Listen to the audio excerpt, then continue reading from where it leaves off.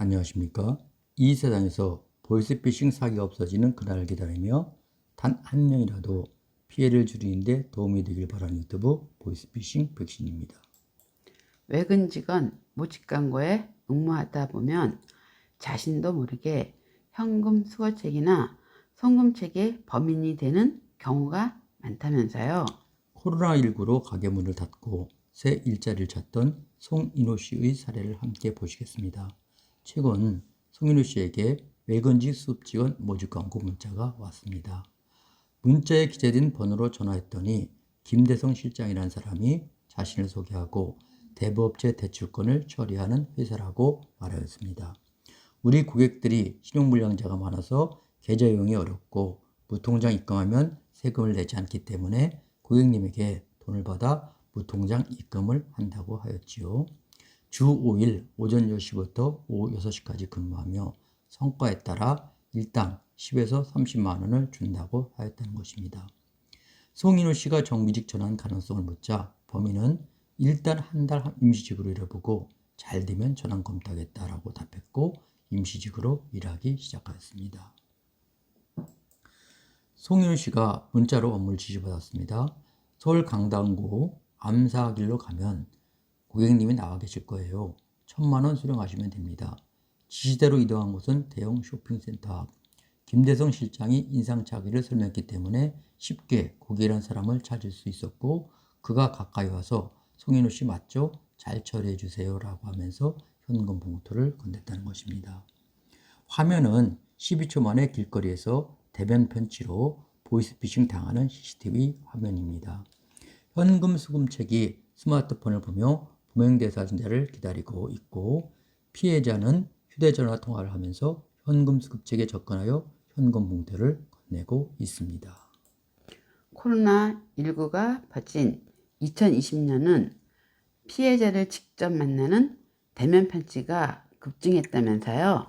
살아있는 대포 통장된 그들 절반 이상이 2030 세대입니다. 2020년 보이스피싱 대면 편지 사건은 1만 5,110건으로 2019년 발생 대비 365% 급증했습니다. 수사기관은 대포 통장은 명의자를 입건하면 입출금이 있는 관련 계좌가 모두 동결되기 때문이라고 보았던 것이죠. 10대, 20대 청소년들이 쉽게 돈을 벌 수 있다는 유혹에 빠져 보이스피싱에 많이 가담했다면서요. 코로나19 확산으로 채용문이 좁아지면서 구직 청년들이 고수익 아르바이트를 가장한 보이스피싱 범죄에 발을 들이는 일이 늘었다고 합니다. 건당 수십만 원을 준다는 허위 광고에 현혹되어 가담하지만 조직 자체 내용도 모르고 언제든지 벌임을 받을 수 있는 현금 수거책이나 송금책이 되는 것이 대부분입니다. 경찰은 검거되고서 범인인지 몰랐다고 주장하지만 피의자들의 휴대전화 대화 내용을 살펴보면 미필적 고의로 판단되는 사례가 많다고 하였습니다. 대면 편지형은 피해자를 만나서 돈을 받은 뒤 계좌 입금하는 현금 수거 및 송금책이 필요합니다. 이런 범위는 조직 본체에 손상을 주지 않을 도마뱀꼬리로 사용되기 때문에 세상 물정을 모르는 20대를 구글이나 페이스북에서 아주 쉽게 공급받을 수 있고 필요 없으면 또 언제든지 버리는 도구로 취급된다고 합니다. 심층 인터뷰한 14명이 범죄 조직에 연루된 경우를 보면 7명은 알바몬, 알바전국, 벼룩시장에서 채권이수, 채권주심, 법률사무소 외근직, 부동산 경매 업무 같은 제목이 달린 구직 광고를 보고 엮이게 되었다고 합니다. 나머지 7명은 네이버 밴드, 네이버 카페, 온라인 구인 광고, 온라인 게임 등을 통해서 일자리 정보를 얻고 보이스피싱 범인으로 연루되었다고 하는 것이죠. 최근에는 중개사무소 외근직이라는 홀로 고객들이 따온 계약서를 써서 계약금을 현금으로 받아야 한다고 유인합니다. 누구나 알고 믿는 사이트에 합법적 알바를 가정해서 보이스피싱 수거책이나 송금책 모집 광고가 극성을 부린다고 합니다. 보이스피싱 범인들이 최근에는 은행이나 카드사 직원을 주로 사칭한다면서요. 2020년이나 21년 보이스피싱 범죄 사건의 특징은 코로나 긴급대출, 저금리 대환대출 등을 운운한다고 합니다.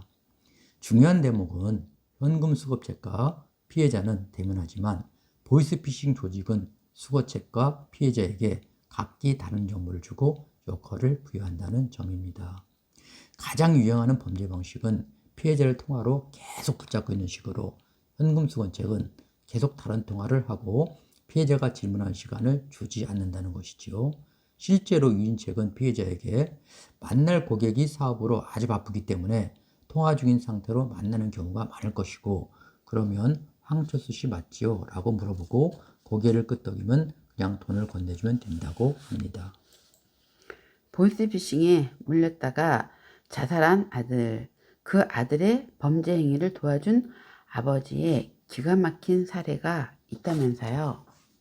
전화를 받지 않은 39세의 아들, 2개월이 지나서 찾았다는 연락을 받았지만 터널 밖에 방치된 폐 자동차 안에서 싸늘한 죽음으로 수습되었던 사실이 있습니다.